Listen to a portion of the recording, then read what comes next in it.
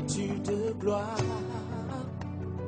Le Fils de l'homme reviendra. Ouais. Et on l'appellera le lion de la tribu de Juda.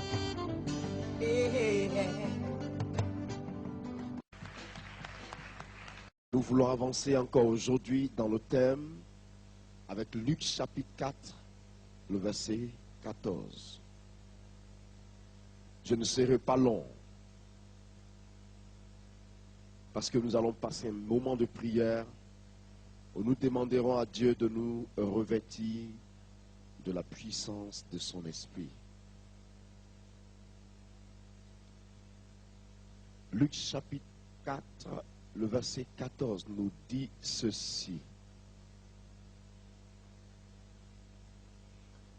Jésus, revêtu de la puissance de l'Esprit, retourna en Galilée et sa renommée se répandit dans tout le pays.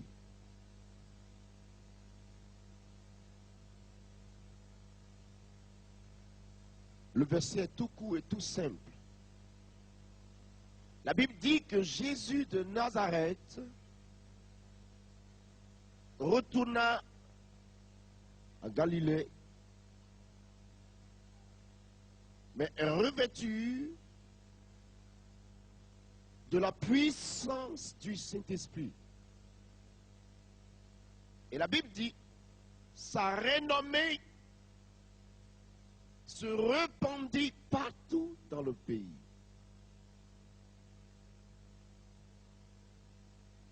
Dans un premier temps, vous remarquez que avant que la Bible ne dise ces choses, elle nous enseigne que d'abord, il va se faire baptiser dans le Jourdain. Jean le regarde et dit non, c'est toi qui dois me baptiser et toi tu viens vers moi pour que je te baptise. Mais Jésus lui dit, je te comprends et je sais de quoi tu parles, je te comprends. Mais Jean, faisons ce qui est juste. Alléluia. Frère, ce passage est très profond et merveilleux. Jésus arrive vers Jean pour le baptême. Et Jean le regarde et lui dit, ce n'est pas toi qui dois venir vers moi. C'est moi qui dois aller vers toi. Et toi, tu viens pour que je te baptise? Jésus dit, c'est vrai, j'ai compris. Mais Jean, faisons ce qui est juste. Pourquoi? Parce que Jean avait une autorité, Jésus avait aussi son autorité. Et Jésus même savait qu'il était Seigneur. Et Jean savait aussi que Jésus était le Fils de Dieu. Comment cela se fait-il que moi, le baptême du Fils de Dieu passe par moi? Non. Il faut que ce soit lui qui me baptise. Mais Jésus dit, faisons ce qui est juste. C'est-à-dire quoi? Il reconnaissait l'autorité et du ministère de Jean. Même s'il était le Fils de Dieu, il savait que sa bénédiction, la suite de sa vie, la suite du temps, selon ce que Dieu avait prévu pour lui, devait passer par le ministère de Jean. Donc pour ça, ce n'est pas une question de Fils de Dieu. C'est une question de respecter l'œuvre que Dieu avait confiée à Jean. Afin que lui aussi, se soumettant à ce ministère, il parvienne aussi à être béni. Remarquez, quand Jésus sort de l'eau, le ciel s'ouvre au-dessus de sa tête. S'il avait dit non, je suis trop grand plus que Jean, je suis le Fils de Dieu, dans dans le Jourdain, Jean va me faire quoi? Moi, je respecte la parole de Dieu. Alléluia. Et je crois qu'il faut faire chaque chose avec le respect que nous avons de cette parole. Alléluia. Je suis trop spécial. Je m'appelle le Fils de Dieu. Non. Je suis Dieu sur terre. Que Jean me baptise. Il n'a même pas de maison. Non.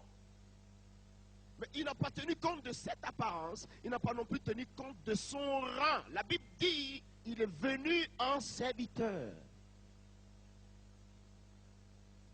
Il s'est soumis au ministère de Jean et Jean a exercé son ministère en le baptisant. Et quand Jésus sortit de l'eau, la Bible dit que le ciel s'ouvrit au-dessus de lui. Et la voix se fit entendre. Celui-ci est mon fils bien-aimé, en qui j'ai placé toute mon affection. Et la Bible dit, je vis l'Esprit descendre sur lui comme une colombe. Au même instant, Jésus fut rempli de l'Esprit et animé par l'Esprit, il fut poussé dans le désert 40 jours, 40 nuits. Et alors, il revient du désert, et voici ce que la Bible nous dit dans le chapitre, plutôt dans le verset 14 de ce livre de Luc, chapitre 4. Il revient du désert revêtu de la puissance de l'Esprit. Dis à ton ami, la rencontre avec Dieu dans le désert. Est-ce que vous savez qu'il existe un désert? Est-ce que vous savez que dans le ministère de Dieu, dans l'œuvre de Dieu, il existe un désert? Il existe. Oui, pasteur, je vais prêcher la parole de Dieu. Alléluia! Alléluia! Dis à ton ami, le désert. Dis-lui, le désert. Il existe. Une erreur que nous commettons pour la plupart du temps. Lorsque nous sommes appelés, aussitôt que nous sommes appelés, nous voulons tout gagner sur place. Quelquefois même, tu as prié simplement un malade est guéri. Et tu penses que tu es déjà arrivé au top. Frère, regarde quelqu'un, dis-lui frère. Tout le monde peut prier, le malade peut guérir. Même mon fils Samuel, mon fils a 2 ans, il sait déjà prier. Ma fille a 1 an, elle sait prier déjà. Quand je suis venu d'Abidjan il y a 3 jours, quand je l'ai prise comme ça, j'étais couché dans le fauteuil. Elle m'appelle papa, papa, et puis je la vois, elle me pose la main. Et puis elle fait ça. Et elle prie. Ma fille prie pour moi. Je regarde ma femme, je dis, regarde ce qu'elle fait. Elle ne parle pas encore, elle commence à dire un mot. Et elle prie. Avant de manger, elle fait ça. Elle prie. Dieu entend sa prière. La Bible dit que Dieu dit la louange aux lèvres des avortants. Mais regarde, tout le monde peut prier, le malade peut être guéri. Il n'y a pas de problème. Mais il faut qu'il y ait une rencontre entre toi et lui. Le désert. Quand tu seras dans ce désert, Jésus n'avait pas le pain. Il n'avait pas le pain dans le désert. Il ne mangeait pas dans le désert. Il a maigri dans le désert. Il a eu chaud dans le désert. Il a peut-être il s'est lamenté, je ne sais pas, la Bible ne nous le dit pas, mais dans le désert, on se lamente.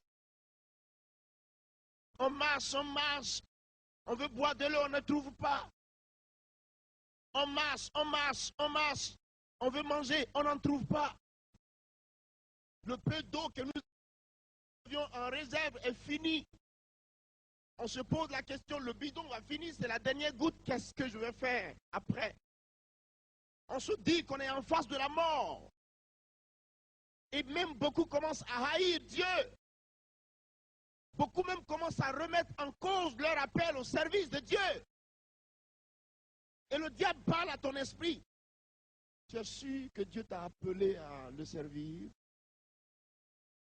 Tu es sûr que Dieu t'a appelé? Regarde comment tu es. Tu n'as rien. Tu ne trouves rien à manger. Tu n'as même pas d'eau. Tu ne peux pas payer ta maison. Tu erres dans l'espace. Tu n'as rien du tout. Retourne. Et beaucoup retournent. Mais laisse-moi te dire, quand Jésus est parti dans le désert, le diable lui a dit, si tu es vraiment le Fils de Dieu, ordonne que cette pierre se transforme en pain que tu manges. Jésus lui a répondu avec la parole de Dieu. Mais Jésus n'a pas dit, est-ce que je suis véritablement le Fils de Dieu? Est-ce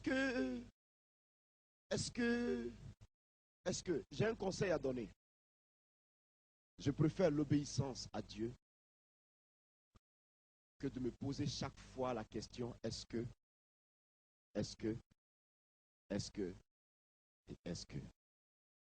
Obéis. Quand tu auras obéi, et tu verras. Le désert existe, frère. Peut-être que tu traverses le désert ce soir. Mais laisse-moi te dire, dans le désert, il y a des animaux dangereux. Dans le désert, il y a la sécheresse. Dans le désert, il n'y a pas la richesse. Dans le désert, il y a la chaleur. Dans le désert, il y a des épines. Dans le désert, il n'y a rien d'autre que l'espace vide, surchauffé par un soleil ardent.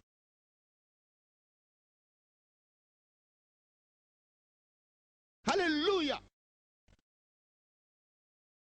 Le désert, il existe. Je suis converti dans une condition vraiment dramatique. J'étais prêt à mourir. Mes parents avaient tout.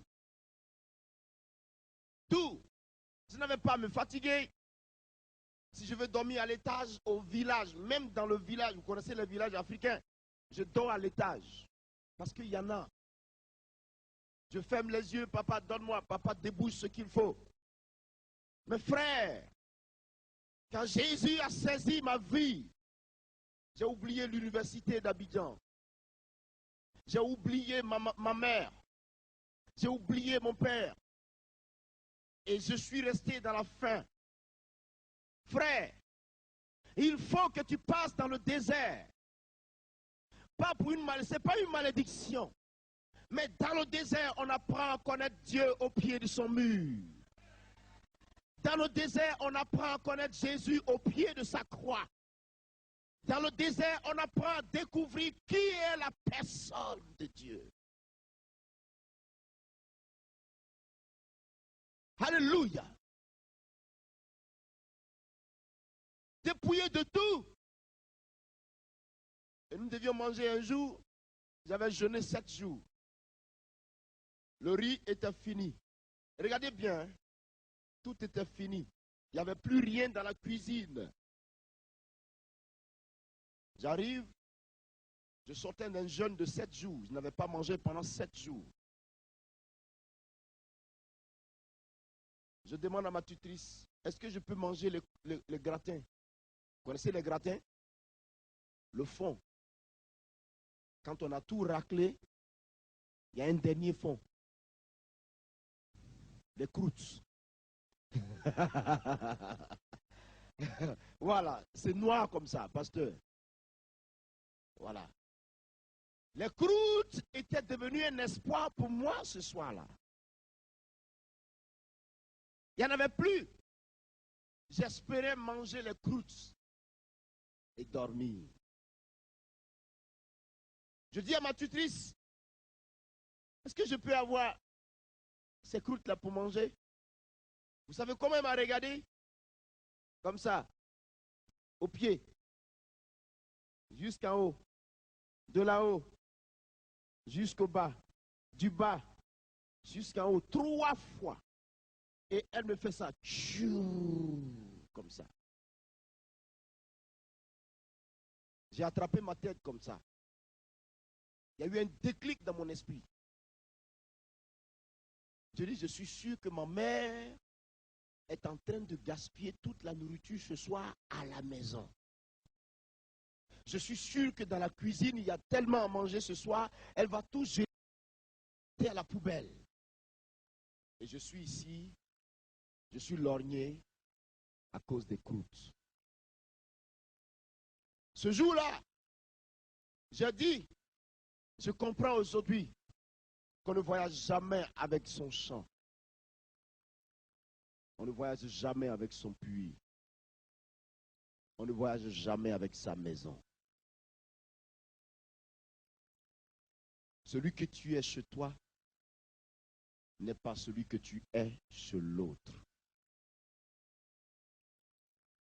Cependant, j'ai appris ce jour-là. Alléluia. Dis à ton ami, le désert existe.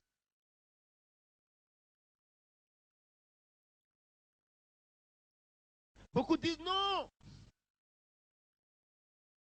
Quand je n'étais pas chrétien, j'avais tout marché pour moi. Maintenant que je suis venu dans le Seigneur, ça ne marche pas. Je touche ici, c'est ceci, ça suffit comme ça. Non, je ne veux plus être chrétien.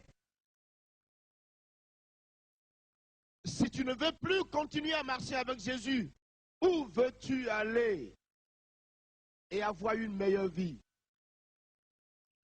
Le monde lui-même court. Le monde cherche à fuir.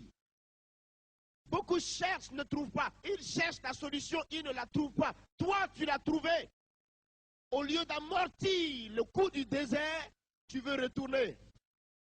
Vas-y. Mais tu partiras. Et tu sauras qu'il y a un carrefour incontournable dans la vie où nous sommes. C'est la personne de Jésus de Nazareth. Incontournable. Incontournable. Dans le ciel, il est. Sur la terre, il est. Il est l'épicentre de la vie. Tout passe par lui. Le désert. Dis à ton ami, le désert.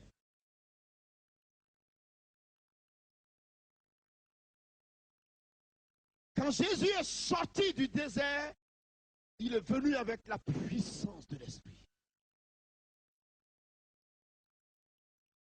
À quel niveau tu te trouves? À quel niveau tu te trouves, frère? Es-tu encore dans le désert? Dieu veut te former. Dans le désert, il va te rencontrer. Dans le désert, il va t'équiper. Dans le désert, il va te former. Dans le désert, il te donnera la sagesse. Dans le désert, il te donnera de comprendre la parole de Dieu. Dans le désert, il t'apportera l'instruction nécessaire. Dans le désert, tu apprendras à le connaître.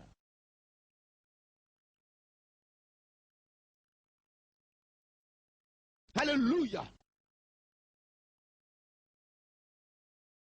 Je dis toujours, avant de te lever, te mettre ici derrière cette chaire pour dire Jésus, Jésus, Jésus, il faut qu'il y ait eu une rencontre entre vous deux au préalable.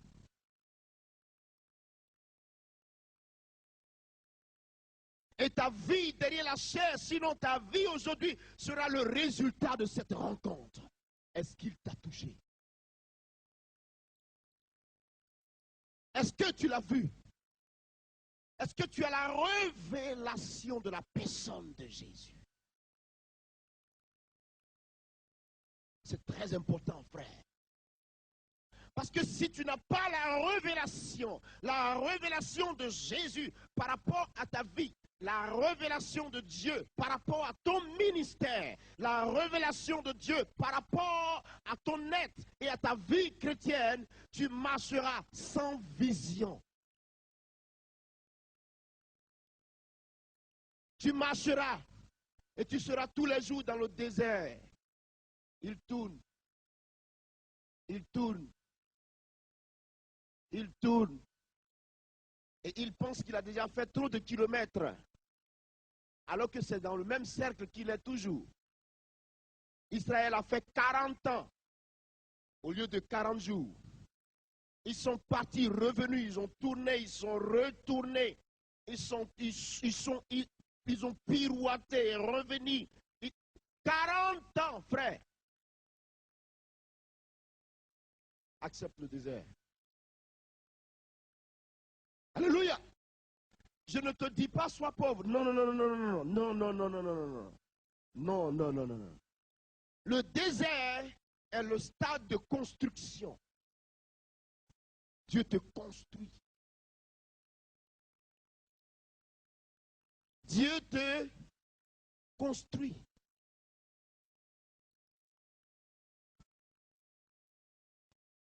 Je suis passé par là.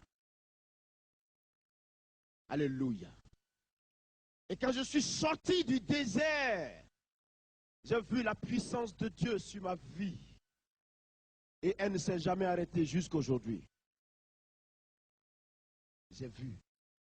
Quand Jésus est sorti du désert, la Bible dit qu'il est revenu du désert revêtu de la puissance de l'Esprit. Il le faut, frère. Et quand il était revêtu de la puissance de l'Esprit, regardez, la Bible dit quoi? La Bible dit que sa renommée se répandit dans tout le pays. Très souvent, vous cherchez le secret. Beaucoup posent la question, quel est ton secret? Je dis, je n'en ai pas. Beaucoup posent la question, comment tu fais? Je dis, je ne sais pas. Tu veux savoir? Voici le cheminement.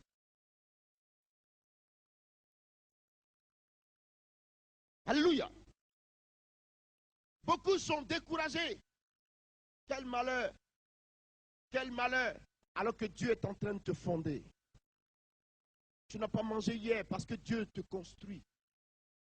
Tu n'as pas mangé avant-hier parce que Dieu bâtit en toi quelque chose. Dieu sait ce qu'il fait. Et Dieu sait le chemin qu'il a tracé devant toi. Dieu sait à quoi il veut te faire aboutir. Il est préférable qu'aujourd'hui tu pleures et que demain tu ris, frère. Alléluia. Il est sorti du désert revêtu de la puissance d'en haut. Tout le monde dit, je veux la puissance du Saint-Esprit. Seigneur, utilise-moi. Utilise-moi. Mais ils ne sont pas prêts à payer le prix de l'usage de Dieu. Et tant que tu n'acceptes pas ça, tu ne connaîtras pas une grande percée selon Dieu. Écoute, dans le désert, Dieu tuera ta chair. Dans le désert, Dieu t'apportera le manquement qui est en toi. Il va combler le vide. Dans le désert, Dieu va étancher ta soif. Dans le désert, Dieu va te donner juste ce qu'il faut. Dans le désert, il va façonner ton caractère. Dans le désert, il va te construire. Il va faire de toi l'homme selon son cœur.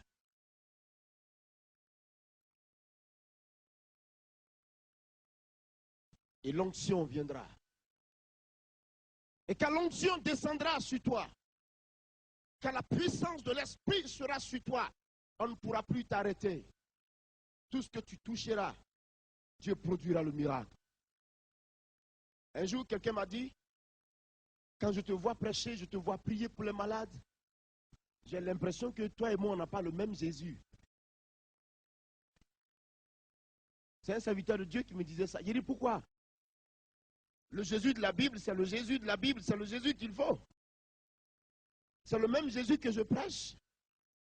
Et je crois que c'est le même Jésus que tu pries. Mais il dit, oui, c'est vrai, mais de la façon dont il fait avec toi, j'ai l'impression que je suis allé dans le décor. Parce que je n'ai jamais vu Dieu répondre à une prière instantanément. Où tu dis, Seigneur, viens, et puis il vient en même temps. Pourquoi on l'appelle, il met du temps, et toi tu l'appelles, il répond sur place. Pourquoi?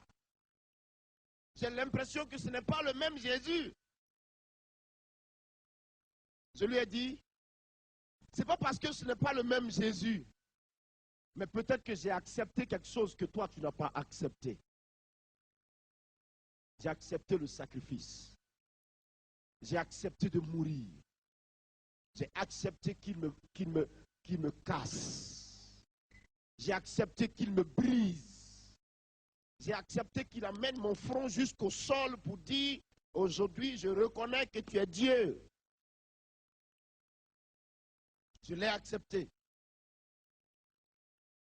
J'ai accepté qu'il me croule au sol. Et quand il va te crouler au sol, c'est lui encore qui va te ressaisir de ce sol-là et il va te façonner. Façonner. Façonner. Pour faire de toi un vase d'honneur. Alléluia. Il ne t'utilise pas dans ta nature telle que tu es. Non. Tel que tu es venu à Christ. Il va casser cela d'abord. Il va briser celui que tu es d'abord. Il va tuer ton moi. Il va frapper ton homme fort en toi. Il va détruire le trésor particulier que tu as comme ça, moi. Il va le casser. Tant qu'il ne l'aura pas cassé, il n'aura pas fini de faire ce qu'il veut pour son œuvre. Mais quand il aura cassé tout cela, il va te plaquer au sol, aplati au sol, marcher sur toi, il t'écrase, il n'y a plus de réaction. Il marche sur toi, il n'y a plus de réaction. Alors que quand il n'y a plus de réaction, ça veut dire quoi? Il est mort. C'est l'homme qui est mort qui ne réagit plus. Ton Dieu met son pied expressement sur toi et puis il écrase. Et il ne sent pas que le doigt crie, aïe, aïe, j'ai mal, j'ai mal. Dieu dit, voilà.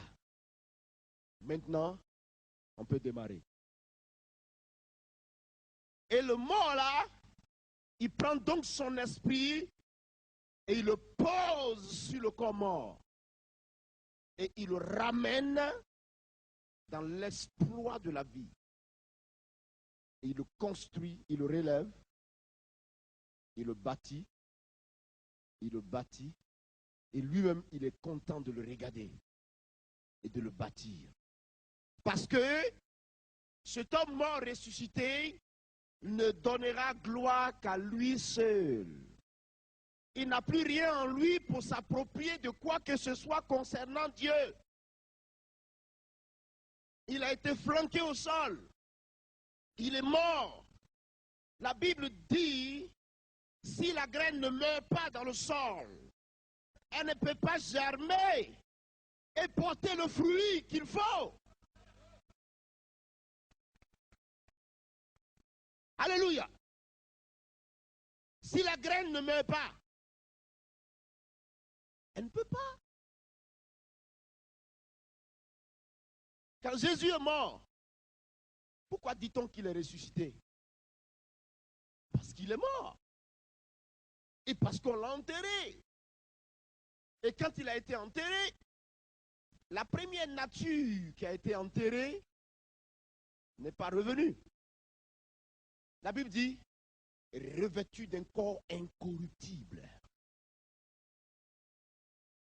un corps glorieux, acceptable, vie, un corps magnifique, avec une vie nouvelle. Il est roi, frère. Et personne ne peut lui arracher sa position, parce qu'il le mérite. Il a prouvé, il a démontré, il a manifesté, mes amis. Et tout le monde peut le témoigner aujourd'hui, que Jésus est Seigneur. Es-tu prêt? Est-ce que tu es prêt? Quelle est ta position? Es-tu encore dans le désert? Si je dis qui veut la puissance de Dieu, je verrai plusieurs mains. Qui veut la puissance de Dieu? Vous voyez, non? Tout le monde aime ça. Oui. Hier, oh, la pauvre soeur, elle a souffert. Ma fille, ne t'inquiète pas, Jésus est Seigneur. Hein? Elle doit être quelque part. Laisse, Jésus est Seigneur. Tu as compris? C'est fini ça. Les prothèses étaient à ses pieds parce que son pied a été fracturé. Et puis, Dieu a touché le pied. Tout le monde veut ça. Tu vas toucher un malade, il est guéri. Tu dis, le pied est cassé, soude-toi, et puis, crac, il est soudé. C'est possible. Le bras est court. Tu dis, sors de ta cavité, et le bras s'allonge au nom de Jésus. C'est extraordinaire. Quand tout le monde voit ça, oh là là, oh là là, oh là là. Ça ne tombe pas du ciel. Paye le prix. Va dans le désert. Et quand tu reviendras du désert, alors lève les mains et le ciel s'ouvrira. Dis un mot et tu verras la main de Dieu. Ouh, mais il est extraordinaire. Il est extraordinaire. Fais comme ça. Regarde quelqu'un, regarde-le dans le coin de l'œil, fais-lui comme ça. Le désert.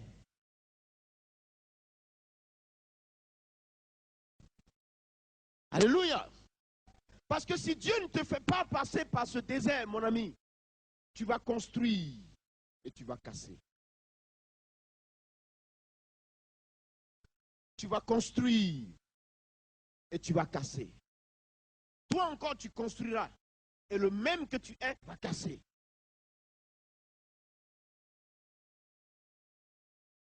Amen. Bâtissons l'église. Nous voulons avoir une église forte.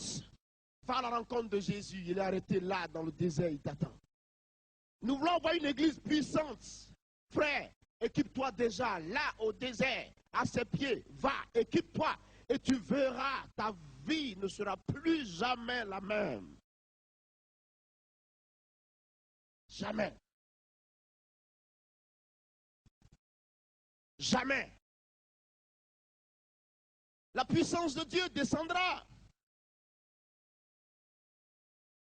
Tu vas dire à quelqu'un, voici l'Esprit. Et le Saint-Esprit tombe sur lui. Tu es content. Mais ça ne s'étudie pas. A plus B égale combien? 1 AB. A plus B égale à AB. Si A plus B est égal à AB, ça veut dire que A est égal à B sur sur A. C'est pas ça? 0 est égal. Je ne connais même pas les mathématiques. 0.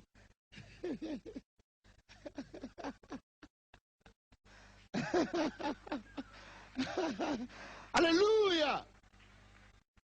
Ce n'est pas ça, frère. Ce n'est pas ça, frère. Ce n'est pas 0 est égal à A plus B, ce qui signifie que A est égal à 0 moins B, ou bien A... Non, frère! Non, frère! Le désert, il est arrêté là-bas. Alléluia! A plus B est égal à C moins X. Ça veut dire que X est égal à A moins C plus B. Donc si X est égal à moins C plus E, je ne sais pas quoi, le B est égal à X, plutôt A plus C divisé par X égale à B.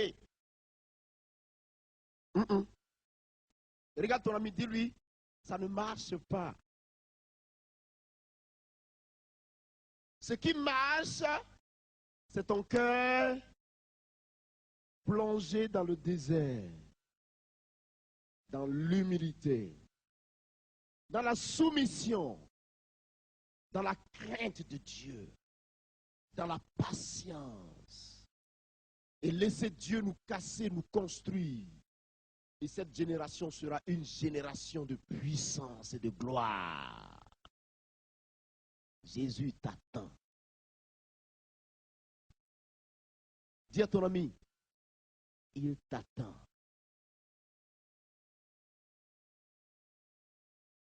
Il t'attend.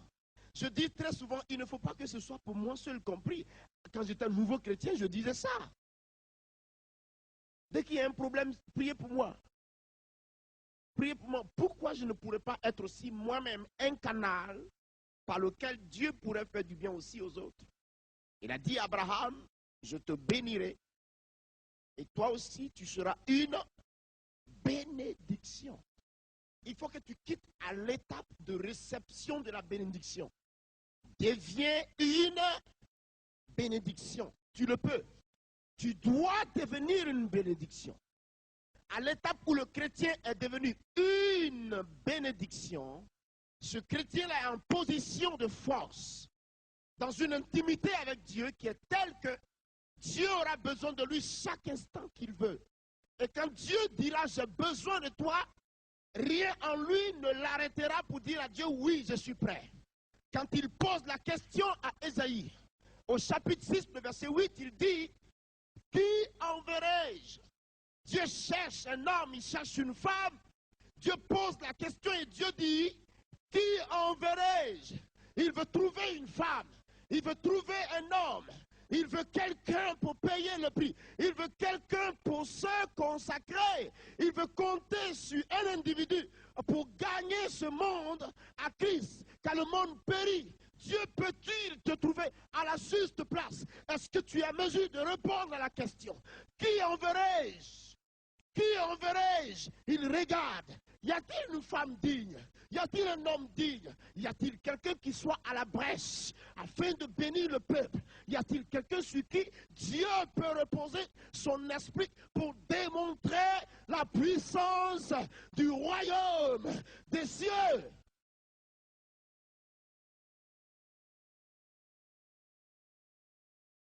Il cherche. Frère, nous on est en Afrique, nous sommes en Afrique. Moi je suis à Abidjan. Vous, vous êtes en Europe.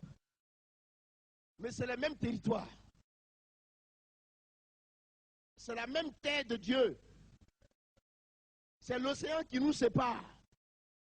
Sinon, c'est la même terre de Dieu.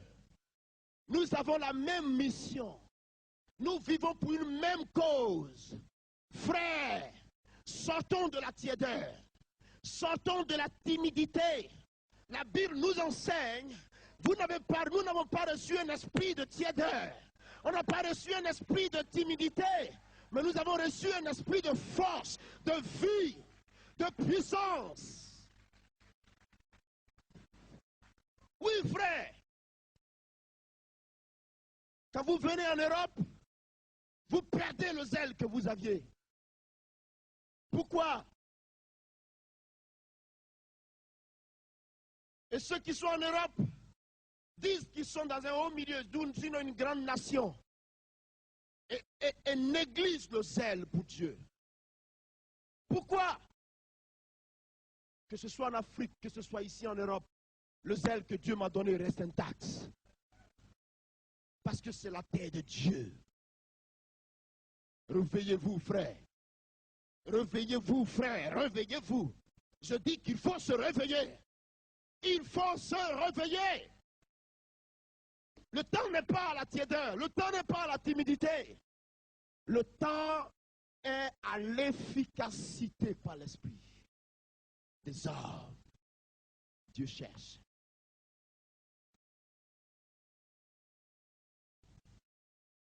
Dieu cherche des hommes. Tout le monde est calme comme ça.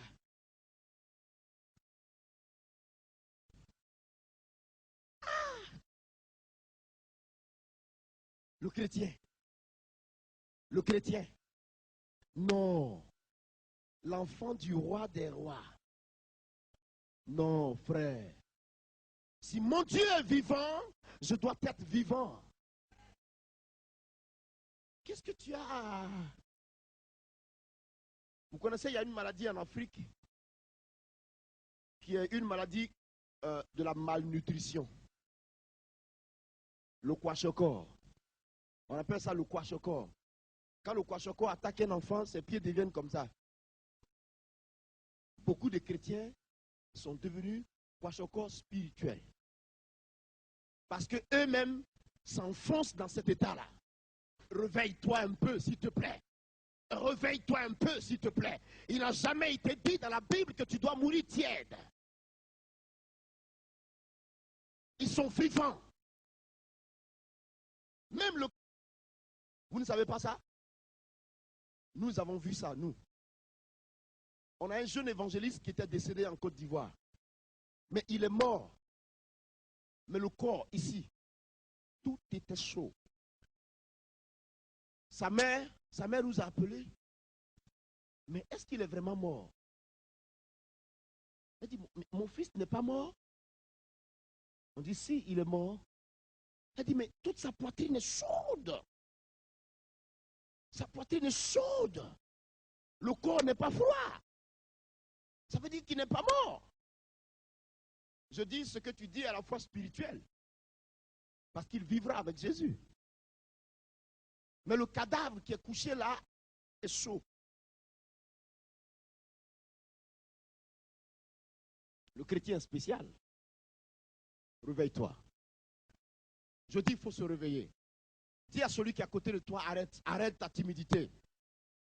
Arrête ça, c'est pas, on est en Jésus là. Arrêtez-moi ça, s'il vous plaît. Non. Ou bien parce que vous êtes intellectuel. Ou bien c'est l'intellectualité qui fait ça, quoi. On est tellement intellectuel que je ne sais pas si parmi nous, il y a un qui a le niveau que Paul a eu. Hein. Moi, j'ai eu un niveau universitaire. Je ne suis même pas arrivé loin. Les droits, même, je n'ai même pas fait les droits. Je ne connais pas. Dès que j'ai commencé, je suis arrivé un petit pas. Jésus m'a attrapé, enlevé. Je ne connais pas. Parce que je n'ai pas terminé. Mais qui aussi instruit que l'apôtre Paul parmi nous, à son temps? Paul était docteur, maîtrisant de la parole. Il avait la connaissance, cet homme-là. Et Dieu va saisir ce grand homme et l'établir. Pourquoi ne veux-tu pas que Dieu fasse de toi un tel homme ou alors une telle femme? Réveille-toi. Dis à celui qui est à côté de toi, il est 7h30 du matin. Tout le monde est déjà debout. Réveille-toi comme ça, ça suffit, Jésus revient.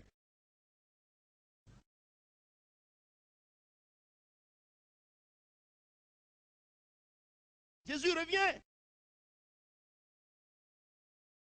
Quand tu salues un chrétien en Europe ici, tu salues un chrétien. Mon frère, comment tu vas? Oui, ça va. Il est froid. Ah! C'est quoi, mon ami? Même quelquefois, le prédicateur prêche, il prêche.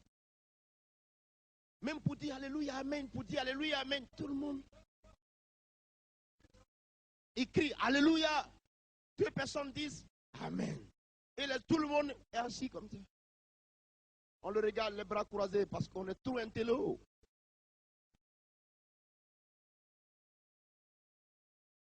Non. Vous vous trompez, frère. Quand tu as rencontré un enfant de Dieu, tu vois la vie en lui. La vie. La vie en lui. C'est ça le chrétien. La vie en lui. Oui, frère. La vie en lui. Il est différent. Il est différent. Il marque la différence. Quand tu le rencontres dans la rue, il est tout souriant, tout vivant. Tu vois son visage, la joie illumine sa face. Parce que l'Éternel est vivant en lui. L'onction de Dieu est dans sa vie. Il rayonne de gloire. C'est ça, frère. Vous ne voyez pas, aux États-Unis, même quand tu ne sais pas prêcher, le peuple t'aide à prêcher. Oui. Oui. Oui. J'ai été dans une ville aux États-Unis, Atlantic City. Quand je suis parti à Atlantic City, il n'y avait personne pour m'interpréter. Ah! Tout le monde est américain, anglais. Et moi, je parle français. Il n'y a personne pour m'interpréter le soir. Comment je vais faire? Le petit anglais que j'avais en réserve, il fallait que j'aille le faire sortir ce soir-là. Et je me demande, mais comment je vais dire tel mot? Comment je vais dire tel mot? Comment je vais faire? J'ai commencé à étudier le mot, the glory of God, the power of God, the Holy Spirit. J'ai commencé à calculer les mots. J'ai dit, bon, je me suis mis dans le coin. J'ai dit, Saint-Esprit, je ne connais pas anglais, mais toi, tu comprends l'anglais. Fais de la manière dont tu feras pour que ce peuple-là soit guéri ce soir. Parce que moi, tu ne peux pas compter sur moi, je ne connais rien du tout. Mais prends le contrôle. J'arrive derrière la chair.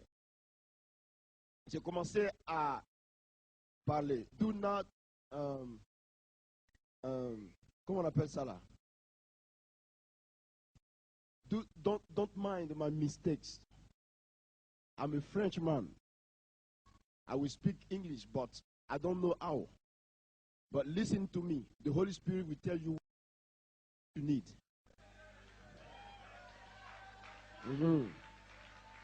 Et quand on a commencé, c'est parti. L'anglais a commencé à sortir, mon frère. Alléluia. Et le peuple qui était en face, un gars s'est levé. That's right. Il dit, you got it, you got it, you got it. Et eux, ils étaient en train de me stimuler. Maintenant, ils me soutiennent à prêcher en anglais. Leur attitude me stimulait. Et malgré mes fautes, j'ai parlé un anglais sérieux ce soir-là.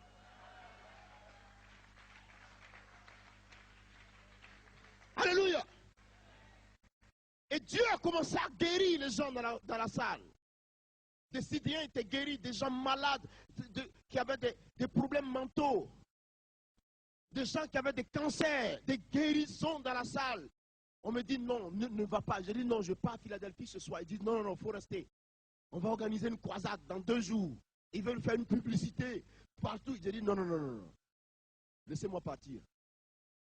Un grand niveau de croisade, il faut que je cultive un peu l'anglais. Comment vous faites-vous? Aujourd'hui, le Saint-Esprit m'a aidé.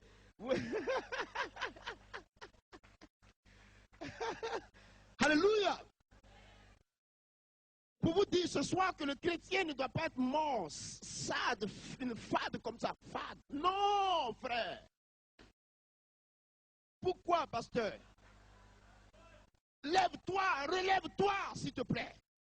Va, fonce vers le but. Jésus marche avec toi. Il veut que tu atteignes l'objectif, le résultat. Il va avec toi. Fonce. Fonce, frère. Alléluia. Il va avec toi. Il dit, je suis avec vous. Cette parole est suffisante pour nous. Je suis avec vous, ça signifie tout. Je suis avec vous jusqu'à la fin des temps. De quoi as-tu peur? De quoi as-tu peur? On parle de Dieu, tu es... Non, frère. Vous allez dans les pays anglophones, mais ils sont trop... Quand on dit Dieu, tout le monde. Chauffe-toi un peu, camarade. Ça suffit comme ça. C'est cool que le froid parte, c'est couleux, c'est couleux. C'est couleux. Secoue-moi celui qui est à côté de toi. Dis-lui, réveille-toi. Réveille-toi. Un homme, une seule personne dans une nation peut embraser toute la nation, toute la nation sous la puissance du Saint-Esprit. Un seul homme. Mais si vous êtes tiède, alléluia, amen. Alléluia, amen. Même quand le pasteur dit, est-ce qu'on peut se lever? Il n'y a que la moitié de la salle qui est debout, tout le monde est assis. Quand il est derrière la chair, qu'il donne un mot, c'est Dieu qui lui donne cet ordre de dire, qui que tu sois dans la foule, tu dois obéir. Tu dois obéir. Non, frère. Nous ne pouvons pas construire avec des attitudes comme ça. Il faut se réveiller. La francophonie est en retard. Parce que nous-mêmes, nous cultivons notre propre retard. Il faut se réveiller. C'est le temps de la relève. C'est le temps de la grande moisson. C'est le temps de la revendication divine. C'est le temps du relèvement. C'est le temps du mouvement de Dieu. C'est le temps, frère. Après ce temps, quand Jésus va venir, il n'y aura plus rien du tout. On ne pourra plus travailler. C'est maintenant qu'il faut se mettre à pied d'œuvre. C'est maintenant qu'il faut s'engager. C'est maintenant qu'il faut bouger, frère. C'est maintenant qu'il faut avancer. Quand Dieu marche devant nous, il dit, je suis avec vous, je suis en vous. Le Saint-Esprit sera en vous, avec vous, autour de vous. Il est au-dessus, il est là-dedans. Il est à gauche, à droite, devant et derrière. Il marche avec nous. De quoi as-tu peur? Fonce, frère. Fonce. Fonce, frère. Lève-toi et marche. Lève-toi. Marche, frère. Nous sommes une armée. Une armée de Dieu. Une armée de Dieu. Quand le chrétien marche, Satan sait qui arrive. Satan sait qui arrive. Et il dégage du terrain. Parce qu'un homme fort marche et arrive. Un homme armé marche et arrive. Alléluia. Il faut marcher. Marche. Marche, frère. Arrête tout, arrête les... Seigneur, arrête ça. Dès que le démon l'a touché un peu, un petit démon, c'est le dernier de la classe de Satan, quand il l'a touché, ah, Jésus, ah.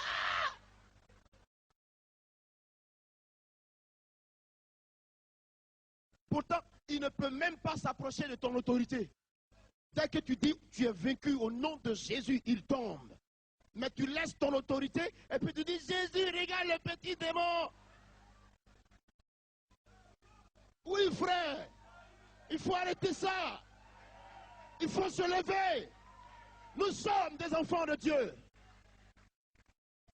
C'est vrai, frère. Il pleuvait un jour.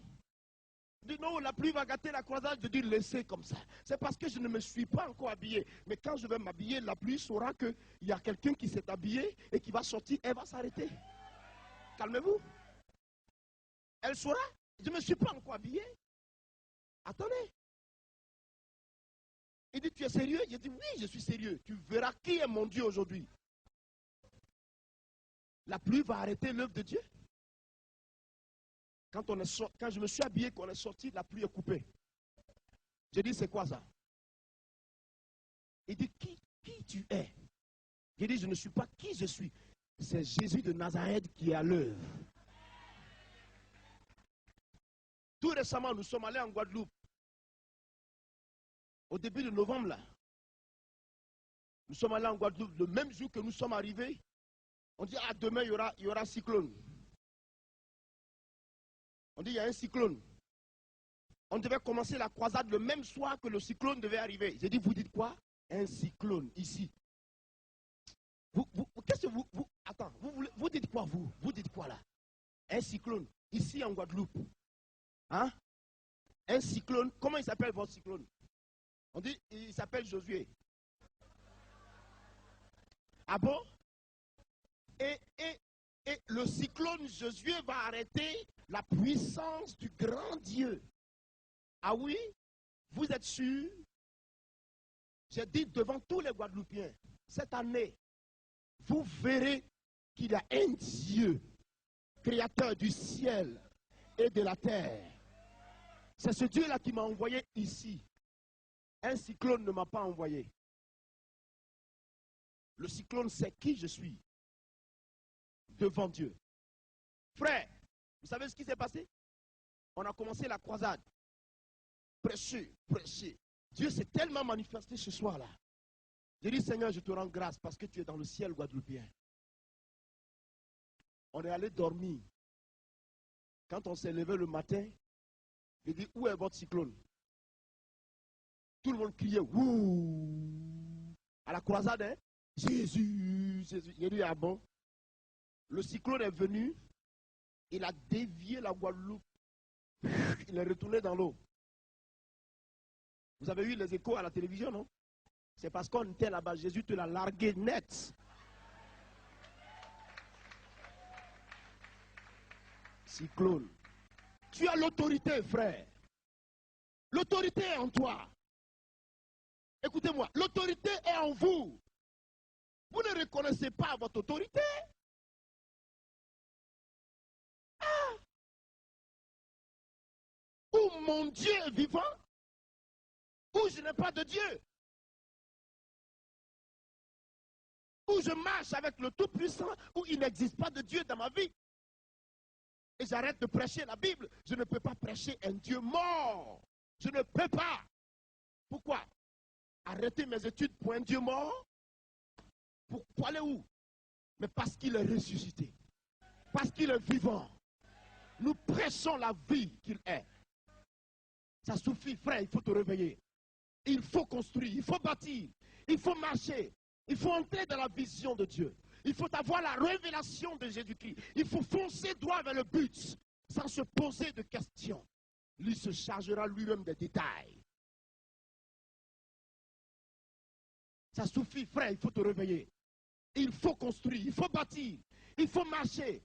Il faut entrer dans la vision de Dieu. Il faut avoir la révélation de Jésus-Christ. Il faut foncer droit vers le but, sans se poser de questions. Lui se chargera lui-même des détails. Comment? On arrive, on dit non, monsieur, votre avion est parti. Écoutez, l'avion est parti, retournez à la maison. J'ai dit, quel avion qui est parti? Vous m'avez dit 8 heures du matin. Et l'avion part à 7 heures. C'est pas vrai. Il va revenir ici. La dame me dit, mais monsieur, vous rêvez ou quoi? J'ai dit, je ne rêve pas. Vous saurez si je rêve ou si je vis aujourd'hui, vous saurez. Calmez-vous. Je vous donne 5 minutes. Vous saurez si je rêve ou je vis. On était là. Après, elle arrive en courant. Elle dit, monsieur, qui êtes-vous? Et nous, je ne sais pas qui je suis. Vous voyez qui je suis en face de vous. Je suis un homme comme vous. Vous voulez que je dise quoi? Mais pourquoi vous me posez la question? Elle dit, parce que je n'ai jamais vu ça. Les roues de l'avion ont pété. L'avion est descendu qui est là-bas arrêté. L'avion est arrêté dans l'aéroport. Il n'a pas bougé d'un seul pas, il est là arrêté. Il a voulu décoller, les roues sont cassées. Ils ont pété plutôt. Bam. Il est là. Pourquoi? Je lui ai dit, Dans 2 minutes, il va décoller. Dès que je veux monter, je veux m'asseoir, il démarre. C'est ça l'évangile. C'est ça l'évangile. Nous sommes allés. Quand nous sommes montés à bord, 2 minutes, s'il vous plaît, l'avion a décollé. Cette dame-là, jusqu'à présent, quand elle me voit à l'aéroport avec mes bagages, elle va s'occuper de tout le service. Elle va tout faire. Elle dit, pasteur, venez. Elle m'amène jusqu'à, souvent j'ai un billet classe économique. Elle s'en va négocier avec ses responsables. Et elle me met en classe économique. Plutôt en première classe, business class. Cette femme-là, chaque jour, elle dit, je n'ai jamais vu un homme comme ça. Si c'est comme ça la chrétienté, ça veut dire que nous autres, on peut devenir chrétiens. Je lui ai dit, donne-toi à Jésus. Et maintenant, elle est en train de prier un peu. Elle arrive à la foi. Ça, je sais que sa conversion est garantie. Ta vie doit refléter la gloire de Dieu. Il faut que tu bouges. Arrête ça. Arrête ça. Est-ce que vous avez vu Jésus? Il était très calme, mais puissant, poignant, un homme d'image. Quand il passe, on sait qu'il est passé. Quand il est venu, on sait qu'il est là dans la cité. Quand il s'est levé, on sait qu'il s'est levé. Quand Jésus passe, il y a du bruit. Tout le monde sait qu'il est passé. Et toi? À qui veux-tu, l'image de qui veux-tu être? Jésus ou qui? Que la puissance de Dieu vienne sur nous ce soir. On va se lever. Vêtu de gloire, le Fils de l'homme reviendra. Ouais. Et on l'appellera le lion de la tribu de Juda. Vêtu de gloire, Adonai viendra. Oh ouais. Et on l'appellera le lion de la tribu de Juda. Et ce jour-là, on dira, Alléluia, Alléluia,